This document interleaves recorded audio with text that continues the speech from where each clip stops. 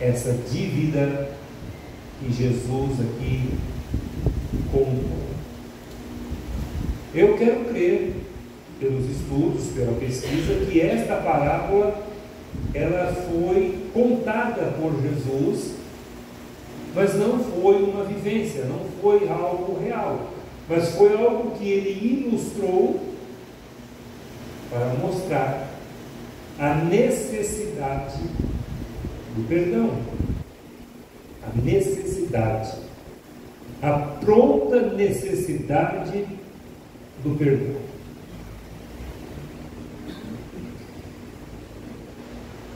E recebemos, meus irmãos, de Deus, nós recebemos de Deus diariamente, a cada segundo da nossa vida, perdão. Deus, ele se coloca à disposição para nos perdoar todas as vezes que nós nos colocamos diante da sua presença. Ele não mede, meus irmãos, esforços para que nós tenhamos a nossa dívida paga e perdoada. Ele não mede esforços. O nosso Deus, ele é misericordioso a todo tempo. O nosso Deus, ele é cheio de graça e compaixão, misericórdia. Ele tem prazer em nos perdoar. Mas nós precisamos, contrapartida, tomar também essa decisão de pedir perdão a Ele.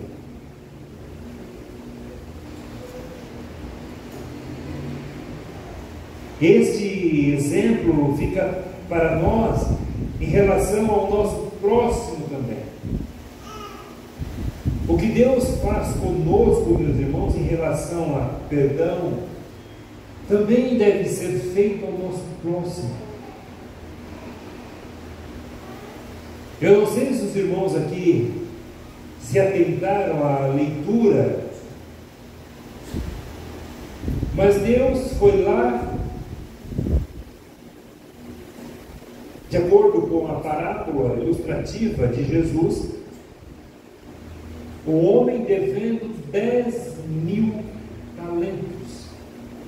O rei foi e perdoou, porque ele não tinha como pagar. Ele tinha que vender a esposa, os filhos, para poder pagar essa dívida. E ele não tinha condições, ele podia vender o que fosse, não haveria condições de pagar. Ele saiu dali perdoado, porque ele pediu ao rei, prostrando-se reverente, ser paciente comigo, e tudo te pagarei. E o senhor daquele servo, compadecendo-se, mandou-o embora e perdoou-lhe toda a dívida.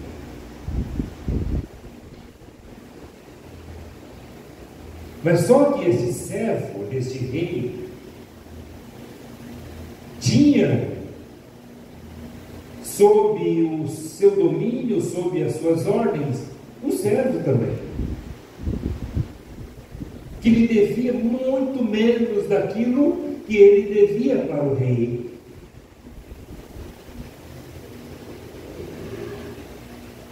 Que era exatamente 100 denários. Equivale a 100 dias de trabalho de um escravo. O que é um denário, pastor? Denário era, na época, uma moedinha de prata. De prata. Os irmãos que estão acompanhando a mensagem já devem estar fazendo as contas aí. Se o servo do rei devia 10.000 talentos, 100 denários, é ínfimo, é uma coisa ínfima, é coisa pequena. 100 dias de trabalho, ou seja, 3 meses de trabalho, 3 meses e 10 dias, para ser exato, de trabalho de um escravo. E este homem que foi perdoado por 10.000 talentos de ouro, não teve a compaixão, não teve a capacidade de perdoar o seu servo, que lhe devia 100 denários. 100 denários. Então Deus também exige de nós que tenhamos, como Ele teve conosco, a compaixão, a misericórdia, estar pronto para perdoar. É isso que Deus requer de mim e de você, meu irmão. Nós, meus irmãos, não podemos exigir daqueles que nos devem, que nos ofendem, que pague até a última moeda. Nós não podemos ter em nosso coração, meus irmãos, um desejo, a alegria mórbida de ficar guardando esse irmão em nosso coração, trancafiado em nosso coração, sem lhe perdoar os seus pecados. A pergunta, um pouco antes que Pedro faz, veja aí comigo no verso 21, olha só que interessante o que Pedro diz, ainda no capítulo de Mateus 18, no verso 21. Então Pedro, aproximando-se, lhe perguntou: Senhor, até quantas vezes meu irmão pecará contra mim e eu lhe perdoe? Até 7 vezes? Respondeu-lhe Jesus: não te digo que até 7 vezes, mas até 70 vezes 7. Quem é bom de matemática faz as contas. Dá quanto? 490. Demorado assim. 490 vezes. A pergunta de Pedro, meus irmãos, é emblemática no verso 21. Até quantas vezes? Até quantas vezes?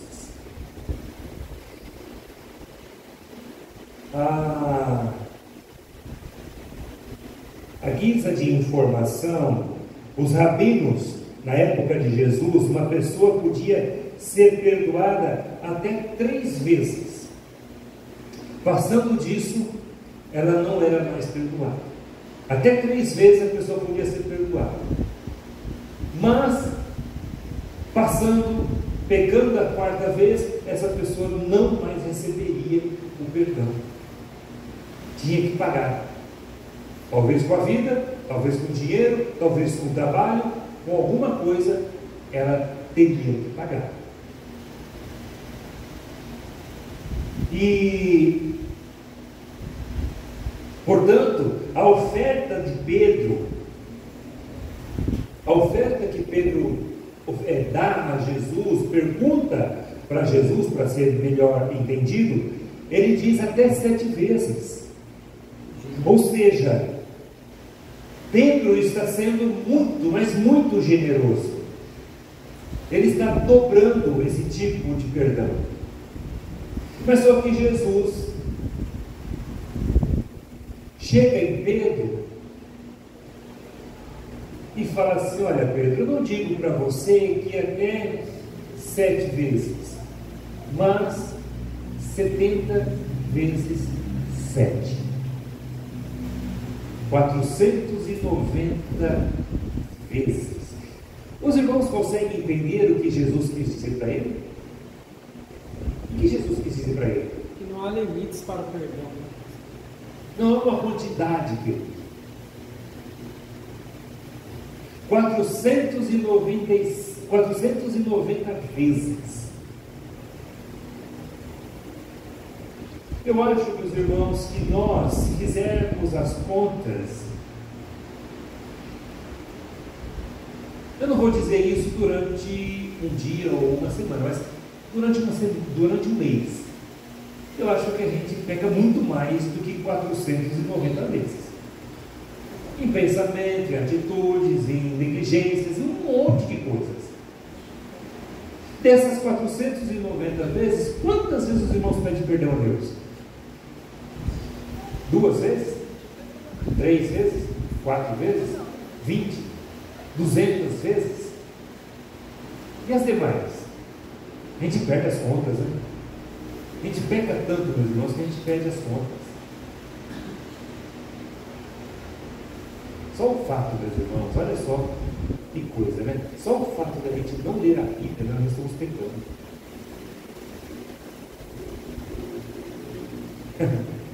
Então, aqueles que não leem a Bíblia, por favor, peçam perdão a Deus agora, para que o Senhor tenha misericórdia de nós, queridos. Porém, Jesus se mostra, meus irmãos, ainda mais generoso, dizendo a Pedro: olha, Pedro, eu entendo você, mas só que eu vou além. 70 vezes 7. 490. A ideia, então, é claro, que nós não podemos reter o perdão. Nós não podemos guardar o perdão. Nós não podemos sonegar o perdão ao nosso próximo. Nós não podemos sonegar o perdão ao nosso próximo. Quando o seu irmão ultrapassar o número de ofensas, meus irmãos, a você, a mim, devemos perdoar. Devemos perdoar. É difícil? Claro que é difícil. Muito difícil. Mas, meus irmãos, eu não quero aqui ficar chovendo no molhado. Eu não quero aqui ficar pregando coisas que você já sabe. Mas para Deus foi fácil. Foi fácil ele tirar o filho dele do lado dele, da trindade, que fazia, era algo perfeito. Ele vir para a terra, se despir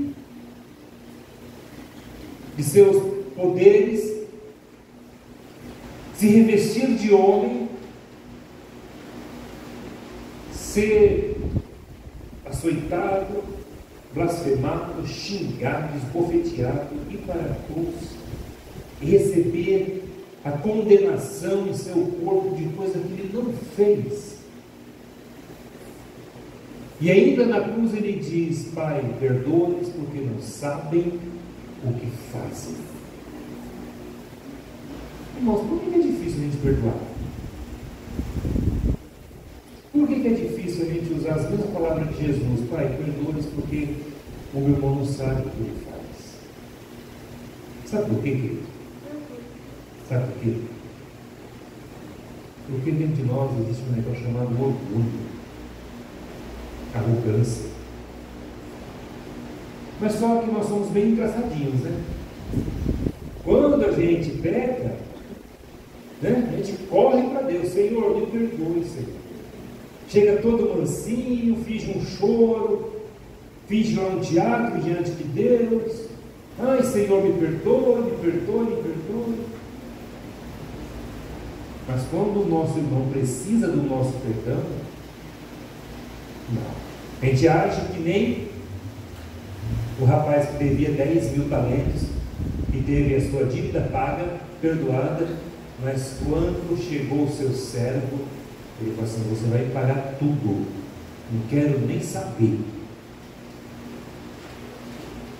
Meus irmãos, sejamos sinceros, nós agimos da mesma maneira, talvez até pior. Talvez até pior. Porque a gente não libera o perdão, mas ainda fica matando a pessoa na unha.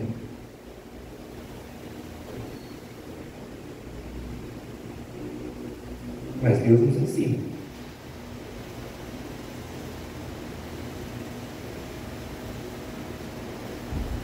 Para a numerologia judaica, não estou falando que eles acreditavam em numerologia no sentido esotérico, não é isso? Tá? A numerologia judaica, o número 7 é o número da perfeição, é o número da perfeição, da completude, simbolizava Deus. Por isso que Pedro falou, Senhor, até 7 vezes. Foi por isso que Pedro falou, remete a Deus, o único que é ser completo e perfeito. E conta-se uma ilustração que eu acho interessante, que tinha alguns rabinos reunidos, e eles tinham um certo problema com o número 7, porque o número 7 representava Deus. Então eles começavam a contar do zero. Quando chegava no 7, eles paravam. O que a gente faz com 7? E aí, é a razão pela qual eles falavam assim: corta o 7, corta o 7. É por isso que todas as vezes quando nós vamos escrever o número 7, nós fazemos um tracinho dele. Corta o 7, entenderam desta maneira. Mas só que eles estavam falando para pular o 7. Imagina como seria nossas contas, né, se não tivesse o número 7. O 7, meus irmãos, para eles, para os judeus, representa a perfeição, o número perfeito. Interessante também que o número 6 representa a imperfeição. A imperfeição. O número 666 remete ao quê?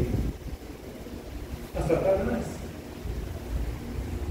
O número 7 remete a Deus.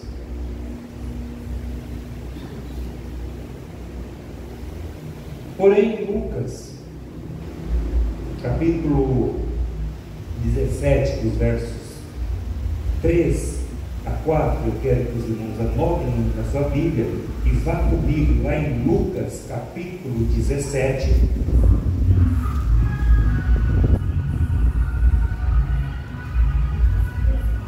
Lucas, capítulo 17.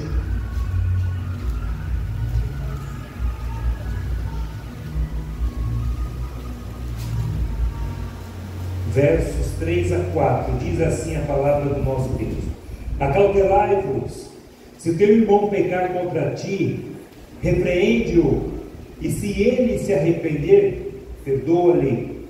Se por 7 vezes no dia pecar contra ti, e 7 vezes vier ter contigo, dizendo: eu estou arrependido, perdoa-lhe. Irmãos, Lucas nos aponta que esse tipo de perdão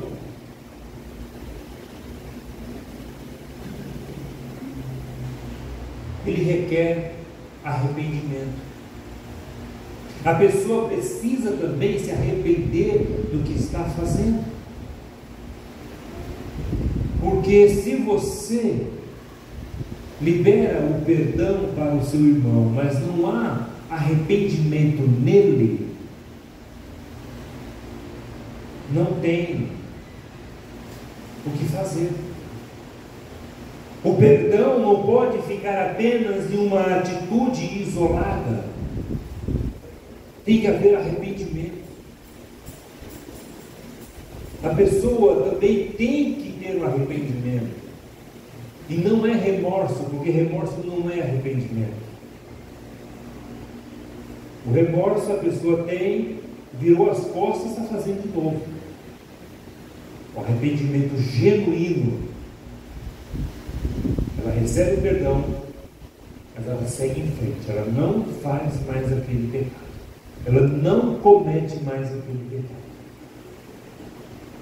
Ah, pastor, então ela não peca mais, se arrepender genuinamente? Não, ela peca, mas ela não fica voltando naquele pecado, voltando naquele pecado, voltando naquele pecado. Ela pecou, se arrependeu genuinamente, recebeu o perdão, ela segue em frente. claro que o cristão não deve reter em seu coração, meus irmãos, não deve reter nenhum tipo de mágoa, rancor, planejar retaliação ou viver amargurado. Porque a falta de perdão, querido, a pessoa que não libera o perdão, ela carrega em seu coração amargura, tristeza, enfado, não tem desejo mais de servir a Deus. Por quê? Porque ela se ocupa em aprisionar a pessoa em seu coração, onde causa doenças para essa pessoa.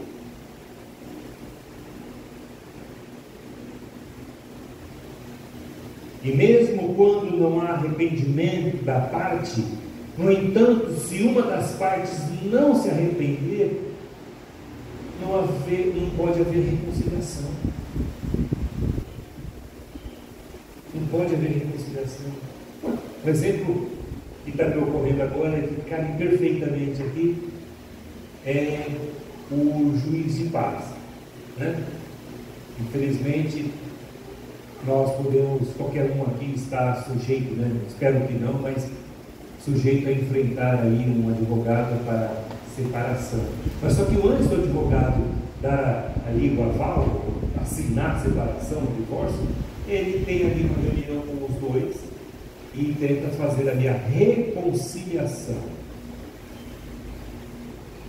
Tenta fazer a reconciliação. Se houver reconciliação, anula-se aquilo ali, os dois seguem em frente, continuam casados e se perdoam e, graças a Deus, conseguem superar. Mas quando não há a reconciliação, não há acordo entre as partes, fica difícil.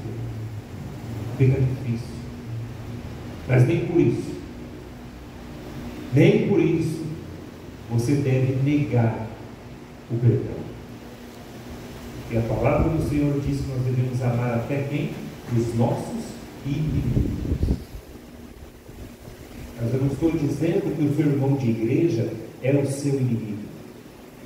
Ele não é o seu inimigo, ele é seu irmão em Cristo. Ele simplesmente, aliás, todos nós não sabemos o que fazemos. Nós preferimos seguir marchando a trotes altos, com orgulho lá em cima, mas a gente não pede perdão. É só que a gente avança, abaixa a crista quando está diante de Deus. Quando é do nosso interesse, a gente quer perdão de Deus. Só que Jesus falou: olha, se você não perdoar seu irmão, Deus que está no céu não te perdoa. E aí? O que a gente faz? É uma das maneiras de Deus tirar de nós o orgulho. É uma das maneiras de Deus despir-nos dessa arrogância que nós temos.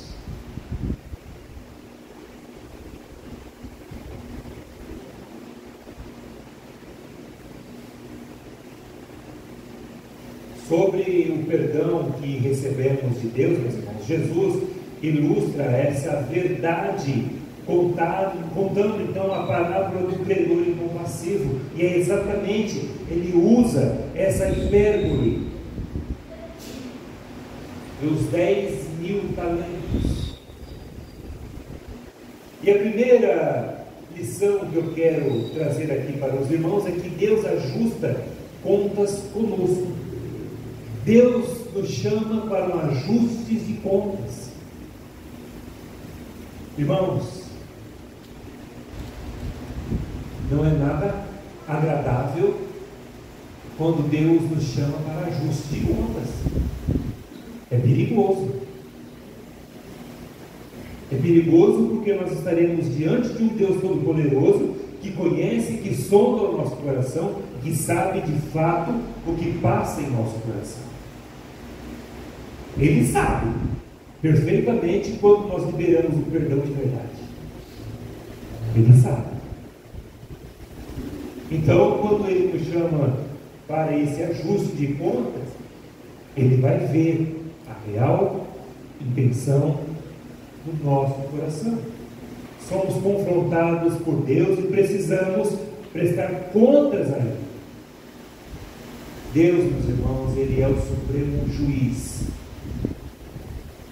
o qual ninguém e nada pode ser escondido de seus olhos. Ele vê todas as coisas. Ele é santo e a sua lei é perfeita. Somos pesados na balança de Deus e Ele sonda o nosso coração e vê todas as nossas emoções. Não adianta se prostrar diante de Deus fingindo-se arrependido. Não adianta você perdoar o seu irmão somente de boca para fora. O perdão, ele tem que ser genuíno, nosso coração. Segunda lição, querido. Tínhamos uma dívida impagável. Impagável.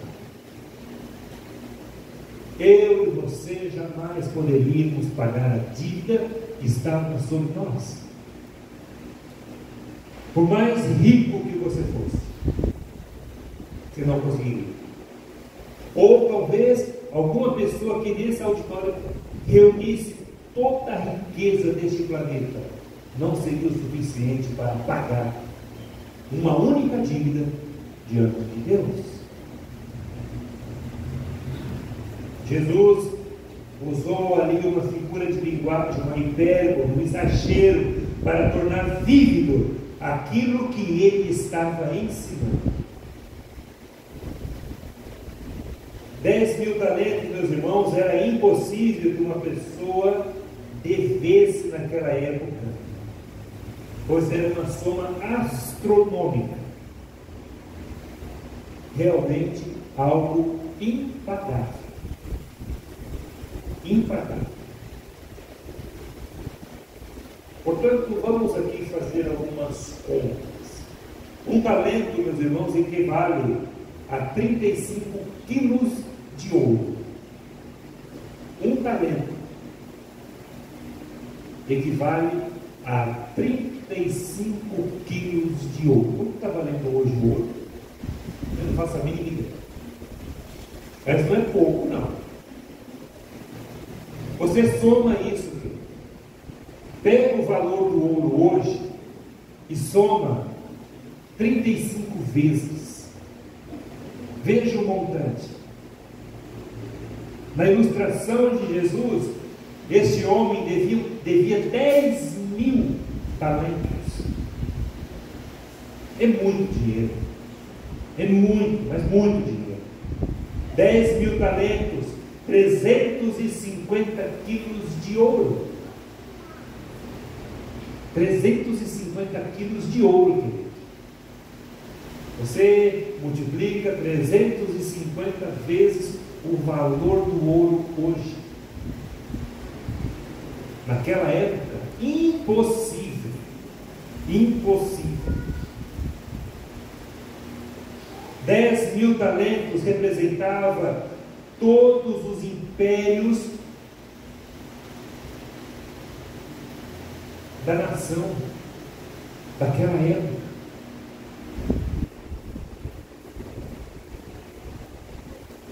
$10.000 talentos, meus irmãos, representavam todos os impostos da nação por 13 anos. Por 13 anos. Então, o que Jesus enfatiza para nós, meus irmãos, é que aquele homem possuía uma dívida impossível. Ele tinha que vender ele, a família, tudo que ele tivesse, jamais seria possível pagar.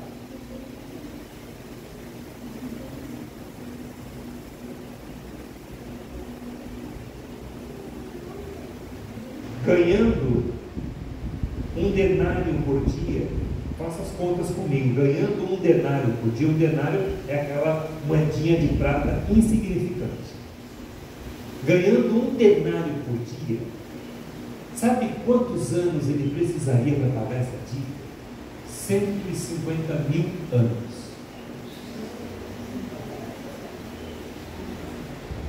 150.000 anos. Me disse se tinha condições de pagar? Nem que ele juntasse toda a fortuna de seus ancestrais, jamais ele iria conseguir pagar um montante deste. Isso quer dizer que ninguém tem condições de saldar a sua dívida com Deus. Irmãos, eu fico aqui pensando com os meus botões. Imagina se Deus cobrasse de nós tudo de ofensa que já fizemos para Ele. Por que, meus irmãos, a gente é tão arrogante, hein? Por que a gente continua desta maneira, né? Eu tenho certeza, depois que a gente virar as costas, a gente vai vestir a capa do que nós somos de novo. A gente vai se esquecer dessa mensagem, a menos que você assista pelo YouTube.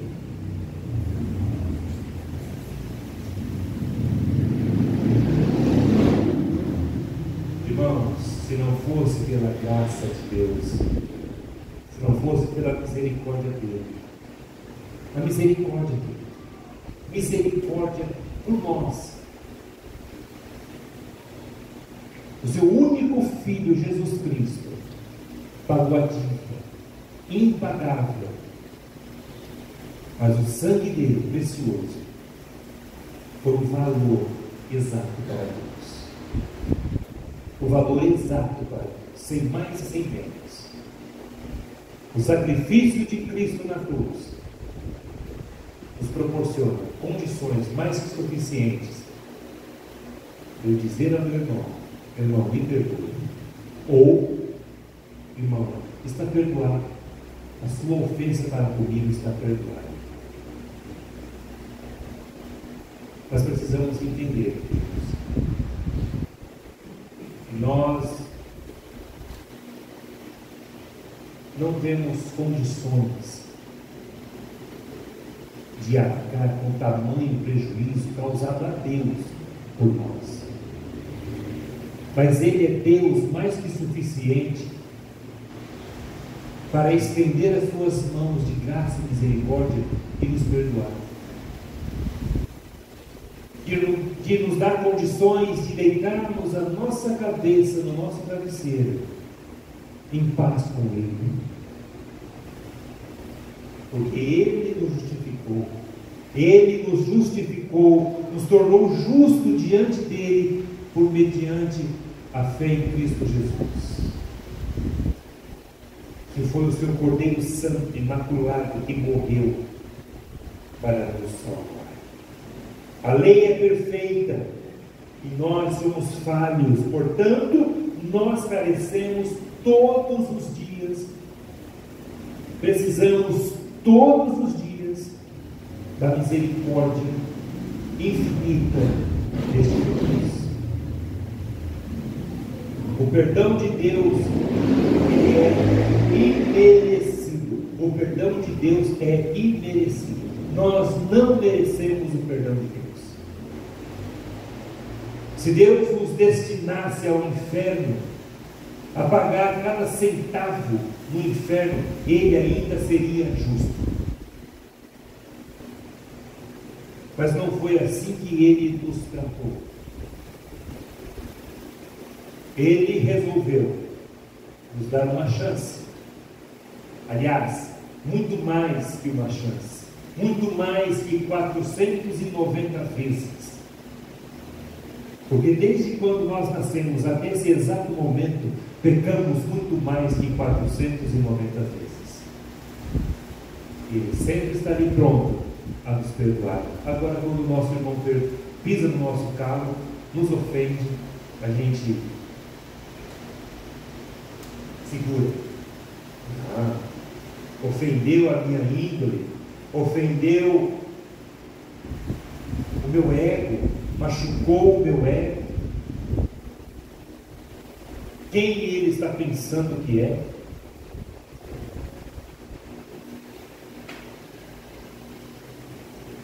O servo devedor não exige nada, apenas clama por misericórdia. De igual modo, Deus nos perdoa a despeito de quem somos. Mas sim, de quem Ele é.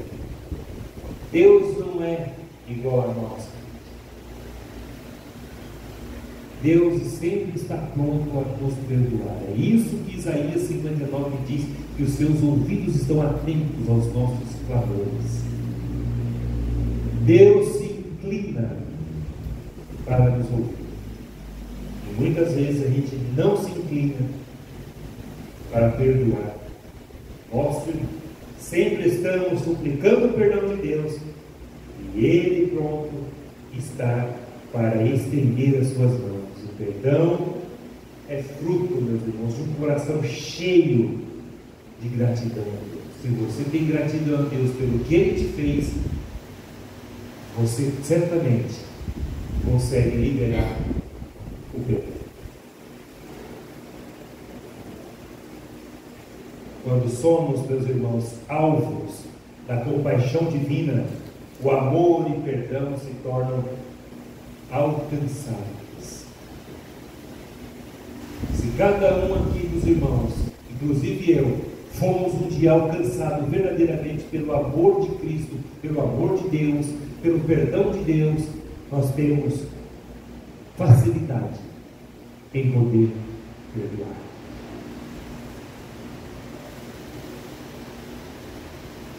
E para concluir, da mesma maneira que Deus agiu conosco, nos perdoando, não nos cobrando nada, devemos prosseguir com quem tem nos ofendido.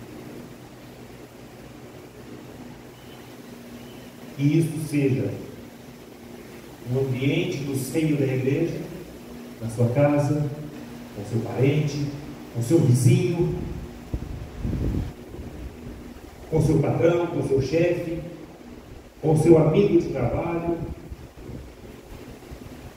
com seu marido, com sua esposa, com seu filho, com o sogro, com a sogra, com o tio, com o pai, com o avô, qualquer pessoa. Qualquer pessoa. Vamos colocar em pé?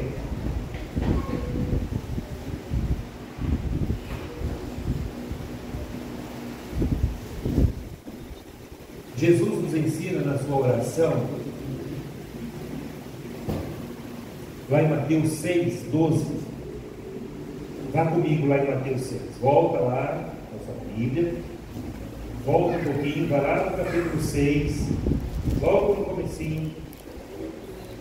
Eu vou ler no verso 12. Olha o que Jesus disse. Mateus 6, 12.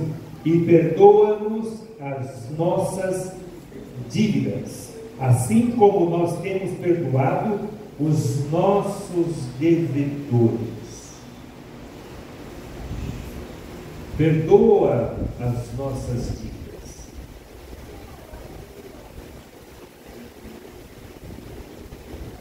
Agora eu vou pedir uma gentileza de você. Eita, caiu no papel. Por gentileza. Obrigado, querido. Obrigado. Vá comigo aí em Colossenses, para finalizarmos, capítulo 3. Ou capítulo aqui. Eu te pergunto. Colossenses capítulo 6, a partir do verso 12. Eu vou pedir, isso já está projetado, nós vamos ler do 12 até o 15, todos nós. Bom? Em uma única linguagem. Eu vou pedir até a gentileza do irmão Jocelino para apagar essa luz aqui, por favor. Após a leitura desse texto, nós vamos descer e vamos ministrar a ceia. Por gentileza, cadê? Aí, está aqui. Está aqui. Então, do 12 ao 13. No 3, tá bom? 1, 2, 3. Revesti-vos, pois, como eleitos de Deus, santos e amados, de ternos afetos de misericórdia, de bondade, de humildade, de mansidão, de longanimidade.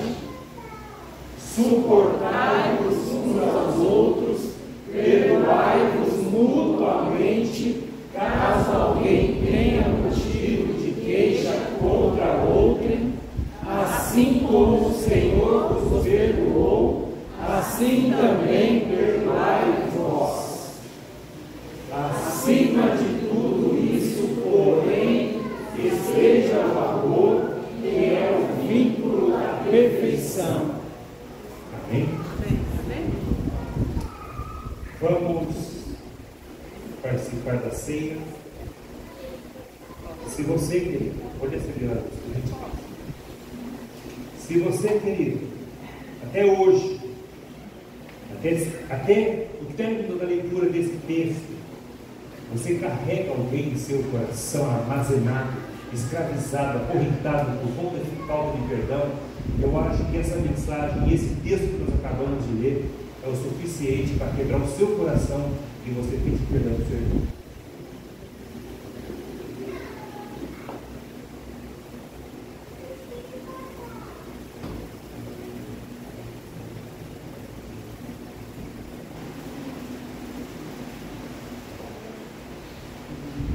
Queridos, quem vai nos auxiliar? Irmão Orlando, irmão Luizinho, por gentileza, queridos, por favor, se posicionem aqui. Isso. Obrigado.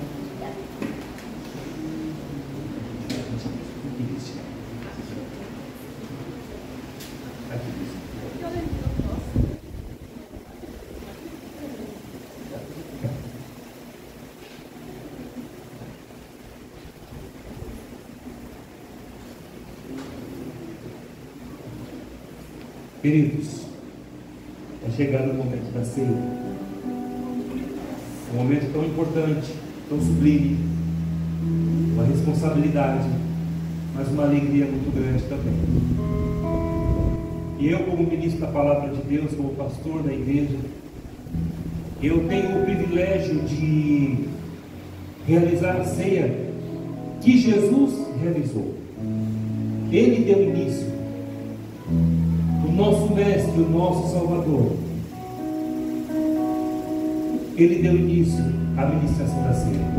Mas só que Ele deixou para os seus discípulos, que somos eu e você, que nós devemos celebrar, ministrar a ceia até que Ele volte. É exatamente isso que nós estamos fazendo nesta noite. Esta ceia é única. Terminou este mês, ela não vai se repetir. Teremos em abril uma outra ceia, um outro momento, uma outra mensagem, um outro clima. Esta é exclusiva, querido. Para esta ceia foi preparada esta mensagem. Não sabemos para a próxima ceia que mensagem será. Deus vai nos falar.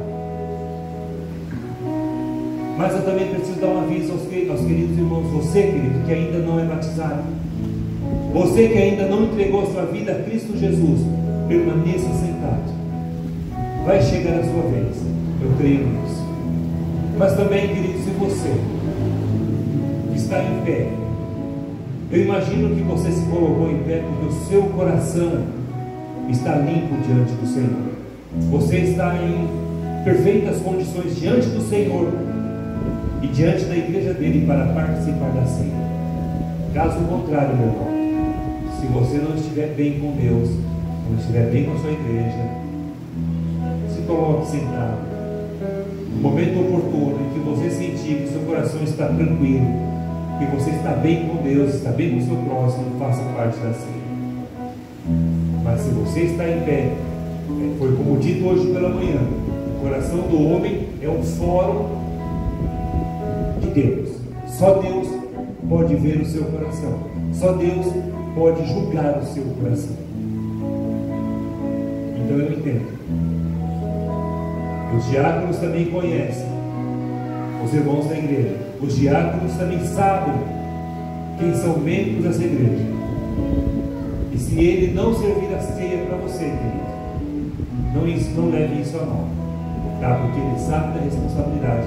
Ele sabe que você não pode tomar a ceia se você não for salvo por Cristo e batizado. Seguimos então o que diz a palavra de Deus. Vamos orar. Glorioso Deus, Pai de amor, agora neste momento nós estamos prontos para ministrar a tua ceia. Estamos também prontos, ó Deus, para recebê-la em nossas mãos. E que este momento seja um momento alegre, um momento de festa para todos nós. Obrigado, Jesus. Nos abençoe e abençoe esses irmãos queridos, diáconos que estão prontos a servir a tua mesa.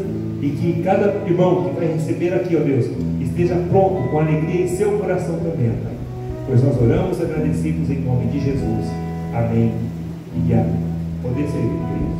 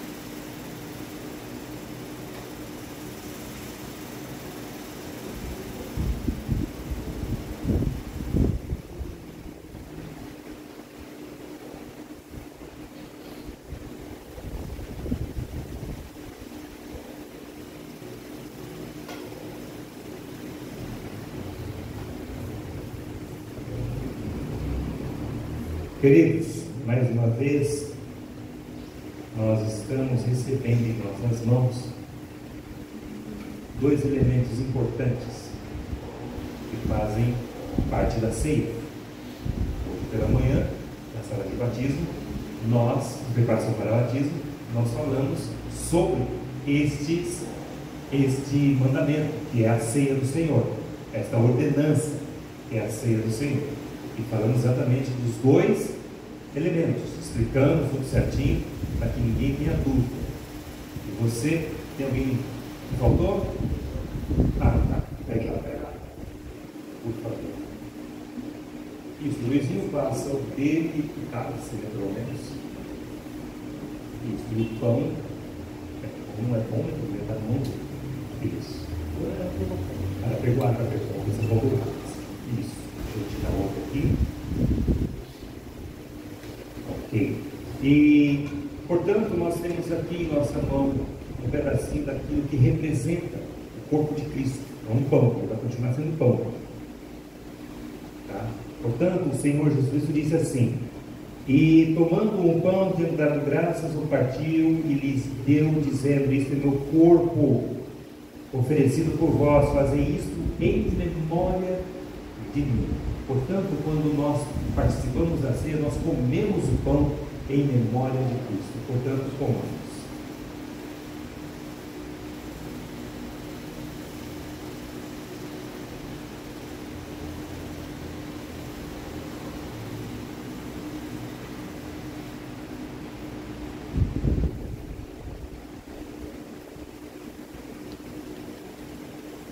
Semelhante modo, depois de cear, tomou o cálice, dizendo: este cálice da nova aliança no meu sangue, derramado em favor de vós.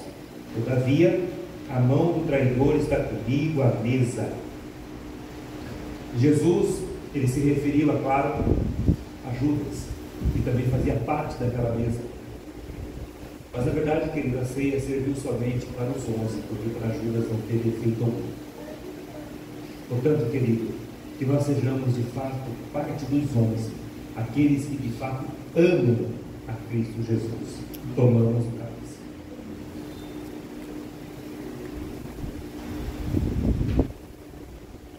Pai bendito,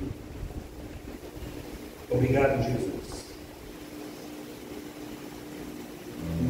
Obrigado, Santo Deus, pelo perdão dos nossos pecados.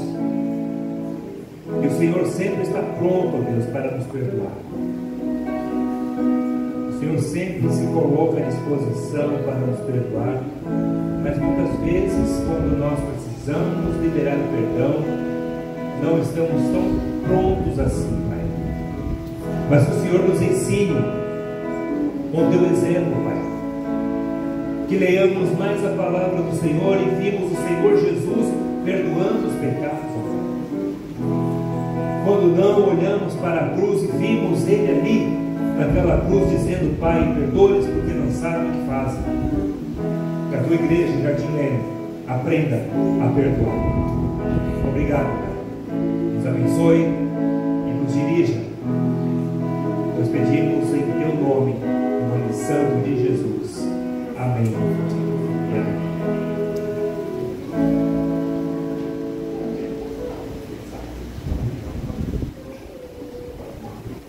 Vamos louvar mais uma vez o Senhor.